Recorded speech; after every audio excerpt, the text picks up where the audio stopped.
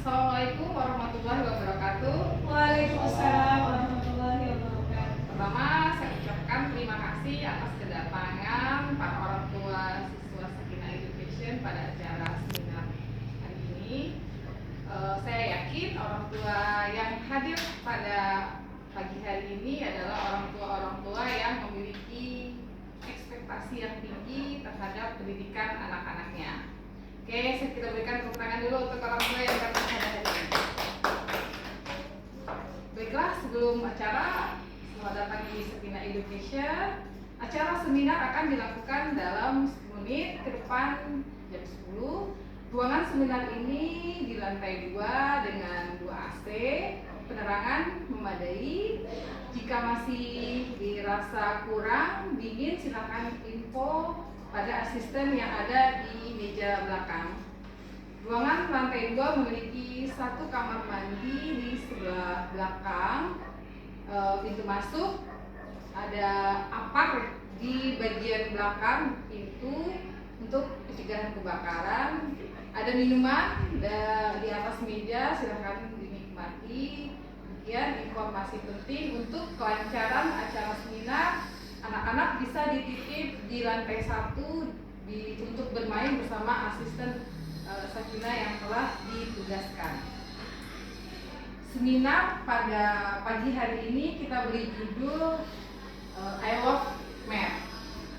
Tujuan dari seminar ini yang pertama menjalin silaturahmi orang tua siswa dengan kami tim Sakinah Education, dan yang kedua parent orientation atau kita singkat namanya PO, memberikan informasi tentang program matematika di Sakinah serta membangun kerjasama dengan orang tua.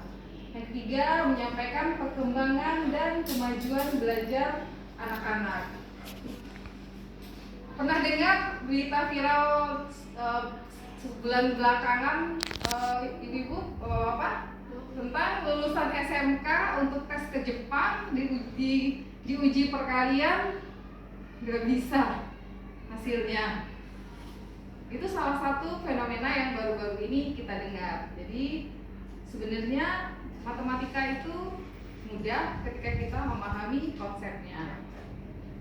Jadi pendidikan kita harus ketahui adalah senjata yang paling ampuh yang bisa kita gunakan untuk mengubah dunia. Itu kata Nelson Mandela. Saya sedikit bercerita tentang metode Sakinah hadir karena cinta ibu pada anaknya. Jadi saya dulu merasa kesulitan untuk membangun bonding dengan anak saya untuk pelajaran matematikanya. Kebetulan ketika saya tes ada alat ukur untuk karakter Stephen, anak saya adalah anak otak bawah yang ternyata sangat kontras dengan personality saya sebagai orang tua. Itu dua hal yang sehingga kami mengalami fase bonding yang tidak bagus untuk ketika membimbing matematika. Saya otak atas, anak saya otak bawah yang harus detail.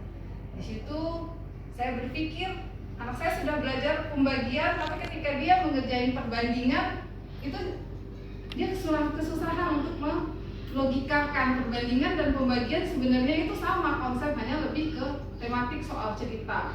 Itu akhirnya saya berpikir bagaimana menciptakan sebuah modul yang bisa dipahami untuk anak otak bawah. Itu khususnya untuk anak saya yang otak bawah. Metode Sakinah juga hadir karena saya berpikir dulu saya sudah di zona nyaman untuk mengambil sebuah lembaga franchise internasional namanya Kumon.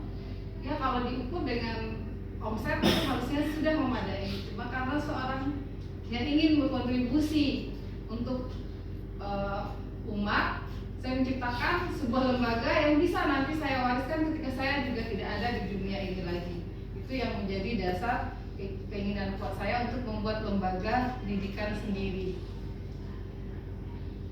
Karena saya percaya sebaik-baik manusia adalah yang paling bermanfaat untuk orang lain. Seperti itu kan Bapak Ibu? Setuju kan? Setuju. Oke, kita lanjut. Sakinah Education. Sakinah itu adalah bimbingan belajar yang dibangun sebagai wadah untuk menggali dan mengembangkan potensi anak-anak terkhusus dalam 3 mata pelajaran skill: matematik, bahasa Inggris, dan calistung. Jadi kita percaya bahwa anak-anak itu jenius dan memiliki potensi yang berbeda-beda, cara pendekatan belajar yang berbeda-beda dengan konsep yang sudah kita desain. Jadi sekarang saya tanya juga, Bapak Ibu tahu nggak negara terbaik sistem pendidikannya baru-baru ini atau di survei 2022? Jepang. Inggris? Bapak tahu nggak? India. Pak Amin? Singapura. Oke. Negara yang terbaik sistem pendidikannya dan disurvei oleh lembaga yang sudah diakui dunia disebut PISA adalah Cina. Nomor 1 sekarang tuh Cina, Bapak Ibu.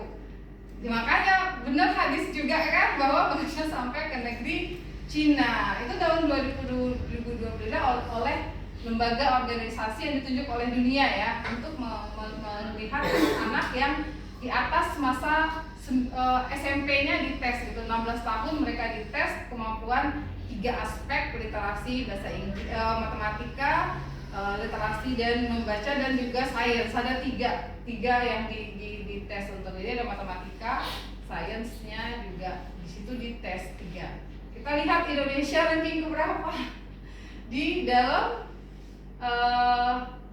sistem pendidikannya. Ini tren PISA 2020-2022 hasilnya. Kita lihat di sini bahwa diumumkan 5 Desember 2023 menunjukkan 82% siswa Indonesia yang berusia 15 tahun tidak paham matematika. Itu saya tes, ada tesnya. Nanti kita lakukan sama-sama ya Bu ya, untuk melihat seperti apa sih untuk mendeteksi, kita tahu gitu di mana kemampuan belajar anak-anak kita. Dan selain itu 75% siswa tidak paham bacaan, reading komprehensif kita sebutnya, dan 66% siswa tidak paham sains. Ini hasil dari survei PISA. Selanjutnya di sini kita lihat negara-negaranya. Ini kalau di daerah ASEAN, negara Singapura nomor 1. Itu satu-satu hal yang menjadi concern saya dan kesedihan saya sebagai seorang pendidik, sebagai seorang guru, bahwa Singapura itu cuma jarak berapa dari tempat kita. Kenapa kita tidak belajar dari Singapura untuk ATM pun sebenarnya bisa kalau memang orang-orang yang punya stakeholder, yang punya kepentingan itu serius untuk membahas ini. Singapura nomor 2. Itu yang menjadi kesedihan saya sebagai seorang pendidik gitu. Kita bisa banyak Batam kecil gitu kan, tapi tidak melakukan hal itu. Kalau dilakukan dengan maksimal, saya rasa itu bisa kita tiru. Seperti apa sih sistem pendidikan mereka? Kenapa bisa dia nomor 2 setelah Cina, mengalahkan negara-negara malah di Eropa? Sakina Education itu mempunyai metode, kita menyebutnya Deliberate Individual Learning Practice, dengan pendekatan personality, individual learning, dan deliberate practice dari teori Andreas Erikson sebenarnya. Di samping saya juga belajar banyak dari metode Kumon yang saya ambil franchise-nya yang dari Jepang kemarin itu. Deliberate Practice Roadmap itu metodenya adalah sebuah siklus untuk melahirkan expert pada satu bidang tertentu. Awalnya dipakai untuk melatih para atlet, Jam ke sekarang banyak lembaga pendidikan yang sudah berorientasi kepada output dan outcome memakai metode ini untuk menghasilkan hasil yang bisa diukur pencapaiannya berupa siklus, bahwa ada perencanaan. Ini fungsi manajemen sebenarnya gitu kan. Jadi ini siklusnya seperti ini. Dimana teorinya expert performance itu adalah experience, latihan kita bilang, dengan performance itu dia berbanding lurus seperti ini secara grafiknya. Program matematika. Program matematika sebenarnya menggali dan mengembangkan kemampuan pemahaman pelajaran dengan mandiri, membentuk keterampilan berhitung, sikap tekun dalam belajar dan pantang menyerah. Membuat siswa suka belajar matematika, termotivasi mengerjakan latihan dengan target belajar di atas tingkatan sekolahnya. Di sini ada matematika itu bisa sebagai fondasi yang bagus untuk melatih logika dari otak anak-anak kita. Ini struktur program matematika kita yang saya desain dari pelajaran dasar sampai SMP. Karena SMA menurut saya adalah pelajarannya sesuai dengan bidang yang pilihannya masing-masing. Konsep dasar matematika itu sampai SMP kelas 3. Makanya bisa pun menghitungnya, mengukurnya di angka itu. Jadi kita sudah desain, saya sudah punya lembar kerjanya, modul-modul yang dijamin anak bapak ibu akan jago dan expert matematika. Jadi membenci matematika semakin kita itu, kenapa murid benci matematika? Biasanya saya tes itu di kelas 4 SD mulailah saya sebut kanker stadium 4 gitu. Jadi anak-anak sudah enak belajar matematika di kelas 4 SD dari hasilnya.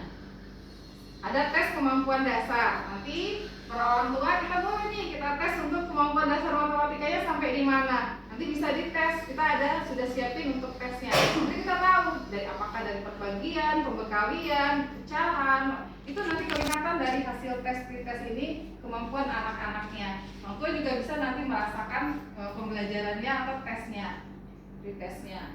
Ini tes itu sudah disiapin, jadi ada alat observasinya juga untuk melihat hasil tes anak dari dalam 3 aspek kompetensi, sikap, knowledge, dan juga pasti skillnya. Yang kedua ada grafik perakiraan. Jadi setelah anak kita tahu kemampuannya dari penjumlahan, berarti kita akan buat nanti grafik perakiraannya sampai levelnya seperti ini. Oke. Oke, sedemikian lebih kurang penyajian materi tentang seminar I Love Mesh. Mungkin nanti kita bisa ada tanya jawab di lain waktu setelah ini. Saya tutup. Assalamualaikum warahmatullahi wabarakatuh.